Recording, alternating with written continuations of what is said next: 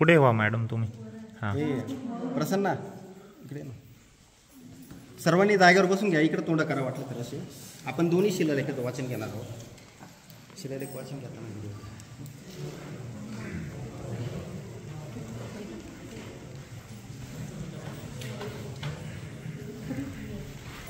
पहिला ओळी पहिला शब्द काय आहे?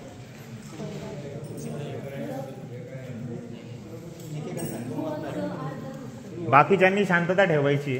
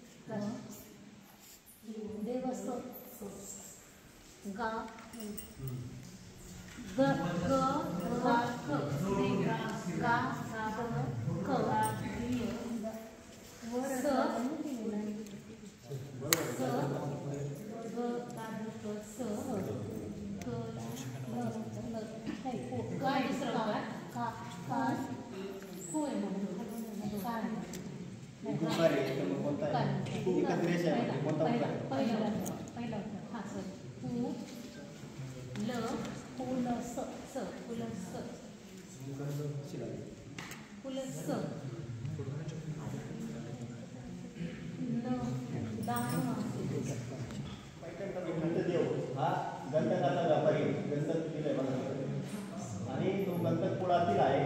त्याने ज्ञानीचं दान दिल्याचा उल्लेख आपण दान थबो थबो म्हणजे स्तंभ म्हणजे हा जो स्तंभ आहे हा त्या मित्रदेव याने दान दिला. पतिथाना पतिथाना मित्रदेवस देवस गंधिकस गंधिकस कुलस दान सभो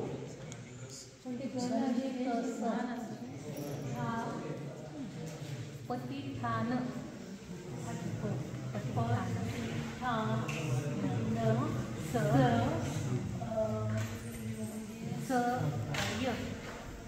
संघ असेल का?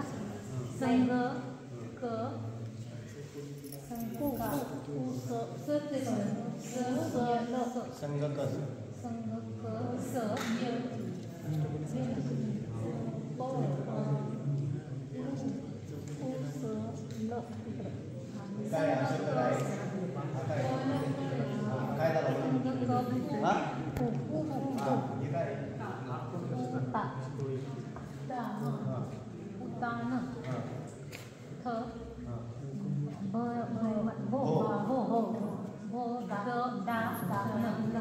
अतिशय चांगल्या प्रकारे वाचला आहे. तुम्ही कॉन्फिडंट ठेवा तुमचं, तुम्हाला आत्मविश्वास नाही. हा काय पतिथाना पतिथाना संघ स पुतान थबो दान म्हणजे हा प्रतिष्ठानचा जो संघ हा व्यापारी आहे याचा पुत्र पुतान पुतान म्हणजे याचा पुत्र याने हा स्तंभ दान दिला असं याचा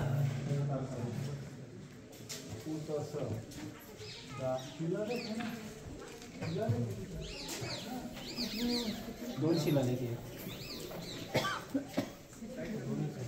इकडे पण इकडे.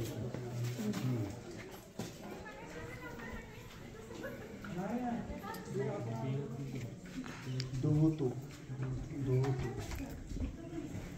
दुहुतू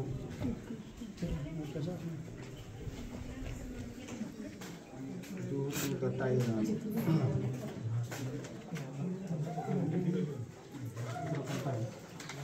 इकडे म्हणजे भिक्खू निवासगृहात एक ओटा दिसतो तिथे एक भिक्खूंची राहण्याची व्यवस्था होती.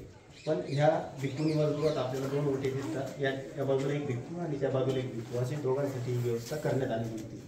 आणि तुम्ही जर इथं मध्ये बघितलं चैत्यकुणाला ज्याप्रमाणे कमान आहे त्याप्रमाणे इथं कमान तुम्हाला दिसते. म्हणजे अशी तुम्हाला ही एकमेव असा भिक्खू निवासगृह वाटेल.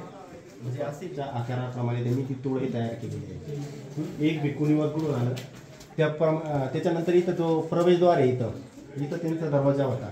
आणि या दरवाजाच्या ठिकाणी एक लाकडी खाचा असायचा. तो रात्री झोपायच्या वेळी वन्य प्राण्यापासून संरक्षण होण्यासाठी इथे तो लाकडी दरवाजा फिट केला जायचा. म्हणजे बांबूपासून बनवलेला तो दरवाजा असायचा.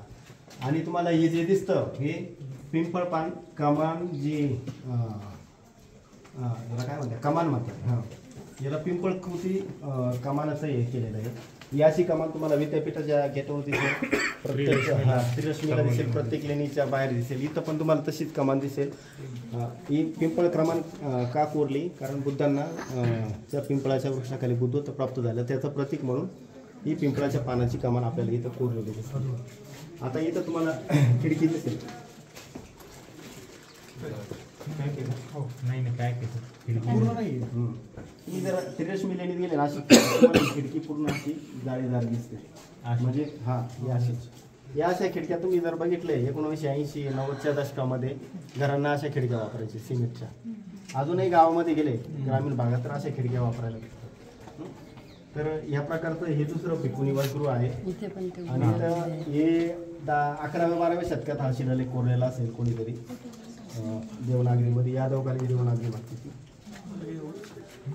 उत असं. आणि इथं दान हा शब्द म्हणजे जो राजाचा वैद्य होता वत्सिक त्याच्या पुत्रानं या भिक्खू निवासगृहाचा दान दिल्याचा उल्लेख आपल्याला या ठिकाणी वाचायला मिळतो. इथे देखील तुम्हाला शिल्पकथा दिसते. ती घोडा त्यानंतर नक्षी काढलेली आहे. सिंह देखील दिसतोय वाटतं इथं 2 नंबरच्या याच्यामध्ये. इकडे तुम्हाला उडणारे घोडे दिसत आहेत.